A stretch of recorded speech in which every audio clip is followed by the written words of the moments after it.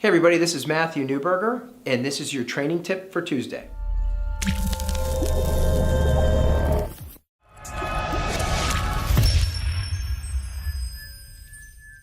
The training tip for this week is how to ask questions to get yourself out of a jam. I'm going to start with a story about a private in the Army who found himself on his planned leave weekend, and at the last minute before he was ready to leave the base, he got a phone call that the people in Motor Pool were sick and he needed to fill in. Not having been off base in a long time, he wasn't very happy about his circumstances. But here he finds himself in Motor Pool, and as he's sitting there thinking about what he'd rather be doing, the phone rings, and the party on the other end of the line says, "What cars do we have in Motor Pool today?" And the private said, "We have a civilian car, I think we have a Chevy, I think we have a Hummer, and I think for old fatty the Colonel, we have a stretch limo." By the time he finished, there was this pause on the other end of the line, and the voice came back, straightened himself up a little bit, and said, "Excuse me, son, do you know who it is you're talking to?" And the private thought for a minute and said, "No, I really don't know who I'm talking to." And the voice came back on the other end of the line and said, "Well, you're talking to the Colonel, and you're in a lot of trouble right now." Now the private thought really quickly. He paused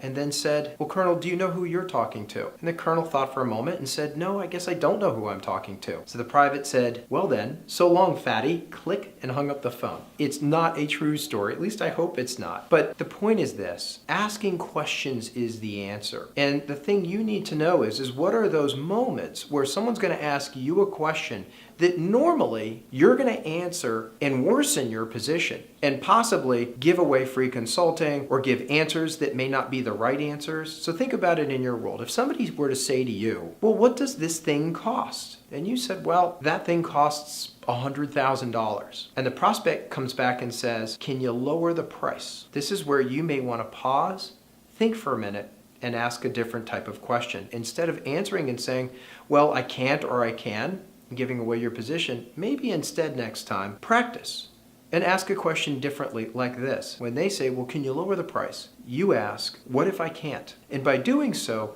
revealing the other person's position without you taking a position one way or the other. Remember that asking questions can not only prevent you from getting yourself in trouble, but can be the difference between closing a deal. If you have any questions about how you can sell more effectively or the situations where you find questions come up and you don't know how to act or respond, contact one of the members of the team here at Newberger & Company. We'll be happy to help you in your successful selling career. Thank you.